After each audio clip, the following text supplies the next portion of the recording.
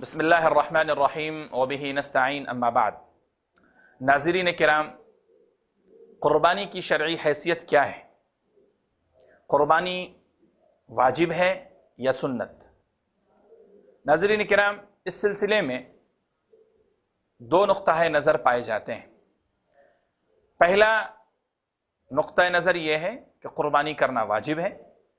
اور دوسرا نقطہ نظر سنت کا بھی ہے۔ بعض لوگوں نے اسے سنت بھی قرار دیا ہے۔ عزیزان گرامی، اگر ہم دلائل کی روشنی میں ان دونوں نظریوں کو پرکھیں اور دیکھیں تو ہمیں معلوم ہوتا ہے کہ قربانی کرنا سنت نہیں بلکہ واجب ہے۔ چنانچہ قرآن کریم میں اللہ رب العالمین نے سورۃ الکوثر میں ارشاد فرمایا ہے، فَصَلِّ لِرَبِّكَ وَانْحَرْ، کہ آپ نماز ادا کیجئے اور قربانی ادا کیجئے۔ اس آیت میں اللہ رب العالمین نے حضور اکرم صلی اللہ علیہ وآلہ وسلم کو حکم دیا کہ آپ نماز ادا کیجئے اور قربانی ادا کیجئے، اور یہاں اللہ رب العالمین نے امر کا صیغہ استعمال فرمایا ہے، اور امر کا صیغہ وجوب کا معنی دیتا ہے اور امر کا صیغہ وجوب کے لیے آتا ہے۔ لہٰذا اس آیت کریمہ سے یہ بات ثابت ہو جاتی ہے کہ قربانی کرنا واجب ہے۔ اسی طرح حضور اکرم صلی اللہ علیہ وآلہ وسلم نے جہاں قربانی کرنے کا حکم فرمایا ہے، وہیں نبی علیہ السلام نے قربانی نہیں کرنے والے لوگوں کے لیے آپ نے وعیدیں بھی بیان فرمائی ہیں۔ چنانچہ حضرت ابو ہریرہ رضی اللہ تعالی عنہ کی ایک روایت ہے جس کو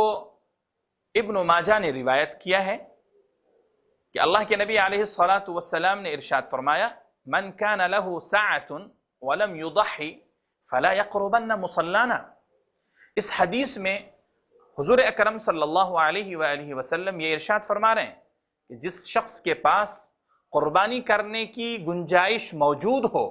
اور اس کے باوجود وہ قربانی نہ کرے تو اللہ کے نبی نے فرمایا ایسا شخص ہمارے عیدگاہ کے قریب بھی نہ آئے۔ آپ اس حدیث کے اندر اللہ کے نبی کی طرف سے کی گئی وعید کو آپ ذہن میں رکھیں اور غور کریں کہ قربانی اگر واجب نہیں ہے تو پھر اللہ کے نبی علیہ السلام نے اتنی سخت وعید کیوں بیان فرمائی ہے کہ ایسا شخص ہماری عیدگاہ کے قریب بھی نہ آئے۔ لہٰذا اس حدیث میں اللہ کے نبی کی طرف سے سخت وعید اور وعید کے لیے فلا یقربن مصلانا جیسے لفظ کا استعمال فرمانا، یہ اس بات کی طرف اشارہ اور دلیل ہے کہ قربانی کرنا واجب ہے۔ میرے عزیزوں، میرے بزرگوں، دوستو، جن فقہائے کرام نے قربانی کرنے کو سنت قرار دیا ہے ان کے پاس بھی دلیل ہے۔ حضرت ام سلمہ رضی اللہ عنہا کی ایک روایت ہے جس میں حضرت ام سلمہ رضی اللہ عنہا حضور اکرم صلی اللہ علیہ وآلہ وسلم کی حدیث نقل فرماتی ہیں اور کہتی ہیں کہ اللہ کے نبی علیہ السلام نے ارشاد فرمایا کہ تم میں سے جو شخص بھی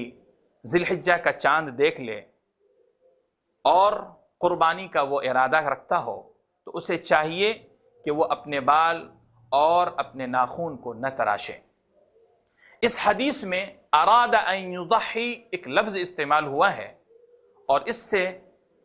سنت کے قائلین نے یہ کہا ہے کہ چونکہ نبی علیہ السلام نے ارادہ کا لفظ استعمال فرمایا ہے، اور ارادہ ایک ایسا لفظ ہے جس سے وجوب کا معنی نہیں لیا جا سکتا ہے، اس وجہ سے معلوم یہ ہوا سنت ہی لیا جائے گا، وجوب کا معنی نہیں لیا جائے گا۔ اگر یہ نقطہ نظر اور یہ اصول ہم اگر اپنا لیتے ہیں تو پھر احادیث میں دوسری جگہ بھی دوسرے موقعوں سے نبی علیہ السلام نے ارادہ کا لفظ استعمال فرمایا ہے۔ چنانچہ آپ کے سامنے میں ایک حدیث پیش کر رہا ہوں جس میں نبی علیہ السلام نے ارشاد فرمایا، من اراد الحج فلیتعجل۔ اس حدیث میں اللہ کے نبی فرماتے ہیں کہ جس شخص نے حج کا ارادہ کر لیا ہے اسے حج جلدی کرنا چاہیے۔ اب یہاں آپ غور کریں کہ حج فرض ہے اور اسلام کے رکن میں سے ایک رکن ہے، اس کے لیے حج کی ادائیگی کے تعلق سے اور حج کرنے کے تعلق سے اللہ کے نبی علیہ الصلوۃ والسلام نے لفظ ارادہ کو استعمال فرمایا ہے۔ اگر ہم نے یہاں ارادہ کے معنی کو سنت پر محمول کیا تو ظاہر ہے کہ پھر ہمیں کہنا پڑے گا کہ حج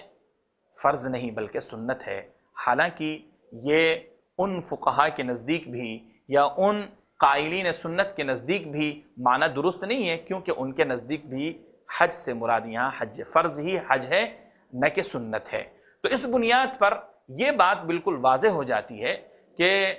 قربانی کی شرعی حیثیت واجب کی ہے نہ کہ سنت کی ہے۔ اس لیے جب بھی ہم قربانی پیش کریں تو قربانی کے وجوب کی نیت سے، قربانی کے واجب ہونے کی نیت سے کریں۔ اب جب ہم نے متعین کر لیا کہ قربانی واجب ہے قرآن و حدیث کی روشنی میں، تو اب یہاں سے یہ مسئلہ واضح اور صاف ہو جاتا ہے کہ جس شخص کے اوپر بھی قربانی واجب ہوگی اسے قربانی کرنا ہی کرنا ہوگا، چونکہ جو چیزیں شریعت میں واجب ہوتی ہیں اسے کرنا لازم اور ضروری ہوتا ہے۔ لہٰذا ہم آپ سے گزارش کریں گے کہ قربانی کی جو شرعی حیثیت ہے وہ واجب کی ہے نہ کہ سنت کی ہے۔ عزیزان محترم، قربانی کے بہت سے مسائل ہیں جن میں سے کچھ خاص اور اہم مسئلوں کو ہم آپ کے سامنے پیش کرنے جا رہے ہیں۔ ایک مسئلہ جو سب سے اہم ہوتا ہے، جس کے لیے ہمیں معلومات ہونا بہت ضروری ہے، وہ یہ ہے کہ قربانی کے جانوروں میں کتنے حصے ہو سکتے ہیں،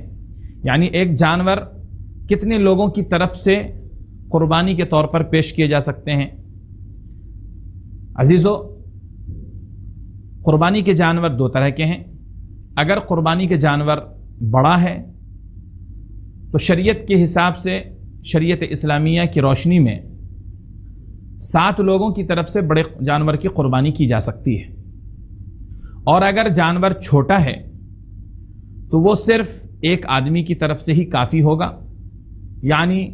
چھوٹے جانور کی قربانی صرف ایک آدمی کے لیے ہی ہو سکتی ہے۔ حدیث میں صحابہ کرام رضوان اللہ تعالی علیہم اجمعین کا عمل بھی موجود ہے۔ آئیے حضرت امام ترمذی رحمۃ اللہ علیہ نے ایک حدیث نقل کی ہے، وہ ہم سماعت کرتے ہیں۔ حضرت امام ترمذی رحمۃ اللہ علیہ نے حضرت جابر رضی اللہ تعالی عنہ کا عمل نقل کیا ہے، جس میں حضرت جابر رضی اللہ تعالی عنہ بیان فرماتے ہیں کہ ہم لوگ مقام حدیبیہ میں جناب محمد رسول اللہ صلی اللہ علیہ وآلہ وسلم کے ساتھ موجود تھے۔ اللہ کے نبی علیہ الصلوۃ والسلام نے قربانی کرنے کا حکم فرمایا تو ہم لوگوں نے حضور اکرم صلی اللہ علیہ وآلہ وسلم کے ساتھ بڑے جانوروں کو 7 لوگوں کی طرف سے قربانی ہم نے کی ہے۔ اس حدیث سے صاف لفظوں میں یہ بات ہمیں معلوم ہو جاتی ہے کہ جو بڑے جانور ہیں اس میں 7 لوگ شریک ہو سکتے ہیں، گویا بڑا جانور 7 لوگوں کی طرف سے قربانی کے طور پر پیش کیا جا سکتا ہے اور قربانی اس کی جا سکتی ہے۔ اور یہ عمل صحابہ کا تواتر کے ساتھ بھی ثابت ہے۔ لہٰذا علامہ ابن حزم رحمۃ اللہ علیہ نے اپنی شرح آفاق کتاب المحلہ کے اندر امام شعبی رحمۃ اللہ علیہ کا قول نقل کیا ہے، جس میں امام شعبی رحمۃ اللہ علیہ فرماتے ہیں کہ ہم نے اصحاب محمد صلی اللہ علیہ وآلہ وسلم کا زمانہ پایا ہے، اور صحابہ کرام رضوان اللہ تعالی علیہم اجمعین کو ہمیشہ بڑے جانوروں کو 7 لوگوں کی طرف سے قربانی کرتے ہوئے میں نے دیکھا ہے۔ اسی بنیاد پر علامہ ابن حزم رحمۃ اللہ علیہ نے یہ کہا کہ یہ ایک ایسا عمل ہے جو تواتر کے ساتھ ثابت ہے، لہٰذا اس سے ہمیں یہ بات معلوم ہو جاتی ہے کہ بڑے جانور 7 لوگوں کی طرف سے قربانی اس کی جا سکتی ہے۔ یہی ایک مسئلہ اور ہم سمجھ لیں، وہ مسئلہ یہ ہے کہ اگر بڑے جانور میں 8 لوگ مل کر اس کی قربانی کرنا چاہتے ہیں، یا کسی نے قربانی کر لی ہے 8 لوگ مل کر، تو پھر یاد رکھیے علامہ کاسانی رحمۃ اللہ علیہ نے یہ مسئلہ لکھا ہے کہ پھر کسی کی طرف سے بھی یہ قربانی جائز اور درست نہ ہوگی۔ یعنی اس سے یہ بات ثابت ہو جاتی ہے کہ بڑا جانور صرف 7 لوگوں کی طرف سے ہی کافی ہو سکتا ہے، 7 سے نیچے 6, 2, 4, 5 اگر اتنی تعداد میں ہیں تب تو یہ قربانی کا جانور کافی ہوگا تمام لوگوں کی طرف سے. لیکن اگر 7 کے اوپر اگر ہم نے تعداد کا اضافہ کر لیا اور 7 سے 8 لوگ شریک ہو کر کے قربانی کرنا چاہتے ہیں اور اگر قربانی ہم نے کر لیا ہے تو پھر وہ ہماری قربانی جائز نہیں ہوگی, اور جائز ہی نہیں بلکہ کسی کی طرف سے بھی وہ قربانی درست نہیں ہوگی. 7 اور 8 افراد کی قربانی ناجائز ہو جائے گی. گویا اگر وہ صاحب استطاعت تھے اور قربانی ان کے اوپر واجب تھی تو ان کو پھر سے دوبارہ قربانی کرنا ہوگا. تو اس مسئلے کو ہمارے لیے سمجھ لینا بہت ہی اہم اور ضروری ہوتا ہے. عزیزان محترم, ایک مسئلہ اور ہے, قربانی کے جانور کا گوشت ہم کتنے دنوں تک کھا سکتے ہیں؟ عام طور سے یہ بڑا مشہور مسئلہ ہے اور ہر مومن ہر مسلمان کو یہ بات معلوم ہے کہ اس کے لیے کوئی دن کوئی ایام مخصوص نہیں ہیں. لیکن چونکہ کچھ احادیث کو ماننے والے لوگ جو صرف حدیث کو نقل کرتے ہیں, حدیث کو مانتے ہیں اور حدیث کے اوپر ہی ایمان رکھتے ہیں, وہ قرآن کریم کی آیتوں کا انکار کرتے ہیں, ایسے لوگوں نے کئی اعتراض کیے ہیں اور وہ یہ کہتے ہیں کہ احادیث میں حضور اکرم صلی اللہ علیہ وآلہ وسلم نے قربانی کے گوشت کو صرف 3 دنوں تک کھانے کی اجازت دی ہے, باقی چوتھے دن 5ویں دن 3 دن کے بعد قربانی کے گوشت کو رکھنا اور اسے استعمال میں لانا, اسے کھانا, نبی علیہ الصلوۃ والسلام نے اس کو ناجائز فرمایا ہے. جو لوگ بھی اس طرح کی بات کہتے ہیں, کیا یہ حقیقت ہے ایسا, یا اس بات کی کیا اہمیت, کیا حقیقت ہے؟ آئیے آج ہم انشاءاللہ اس کو جاننے کی کوشش کرتے ہیں. اصل میں جو لوگ بھی اس طرح کی باتیں کہتے ہیں انہوں نے حضرت عائشہ صدیقہ رضی اللہ عنہا کی اس حدیث کو صحیح طریقے سے نہیں پڑھا ہے. حدیث کے ایک جز کو انہوں نے لیا اور اسی جز سے یہ غلط فہمی ان کے اندر پیدا ہو گئی کہ نبی علیہ الصلوۃ والسلام نے صرف 3 دن کے لیے گوشت کھانے کی اجازت دی ہے, بقیہ دنوں کے لیے اجازت نہیں دی ہے. حالانکہ اس حدیث کو اگر ہم پڑھیں, تفصیل کے ساتھ پڑھیں, مفصل حدیث اگر ہم دیکھیں تو ہمیں یہ بات معلوم ہوتی ہے کہ ایسا کچھ بھی نبی علیہ الصلوۃ والسلام نے ہمیں حکم نہیں دیا ہے. وہ حدیث یہ ہے, حضرت عائشہ صدیقہ رضی اللہ عنہا بیان فرماتی ہیں کہ ایک مرتبہ دیہات سے کچھ لوگ مدینہ منورہ آ گئے تھے, بڑی تعداد میں دیہات کے لوگ تھے. اللہ کے نبی علیہ الصلوۃ والسلام نے اس سال یہ اعلان کیا کہ لوگوں 3 دن تک کے لیے گوشت کو 3 دنوں کا گوشت اپنے پاس رکھ لو, بقیہ گوشت کو تم صدقہ کر دو. چنانچہ اس سال صحابہ کرام رضوان اللہ تعالی علیہم اجمعین نے 3 دنوں کی مقدار کے گوشت کو اپنے پاس رکھا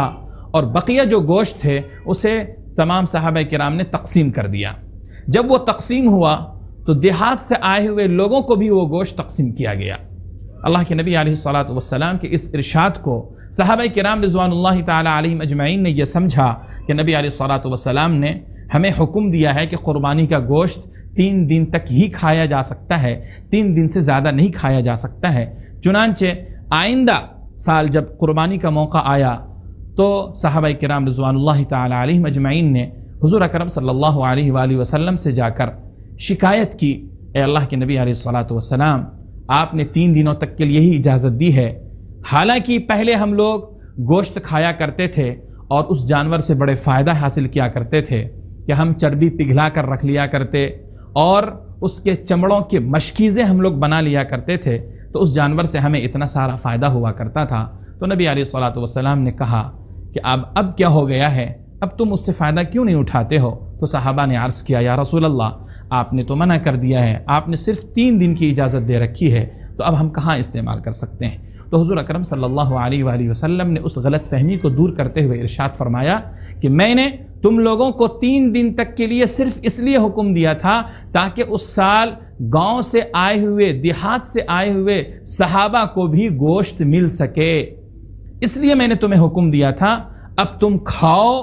صدقہ بھی کرو اور آئندہ کے لیے گوشت بچا کر کے بھی رکھو. عزیزان محترم, اس حدیث سے یہ بات بالکل صاف لفظوں میں ہمیں معلوم ہو جاتی ہے کہ قربانی کے گوشت کو نبی علیہ الصلوۃ والسلام نے دنوں کے ساتھ محدود نہیں کیا ہے, خاص نہیں کیا ہے کہ اتنے دنوں تک ہی کھا سکتے ہیں. اللہ کے نبی علیہ الصلوۃ والسلام نے کہا یہ دن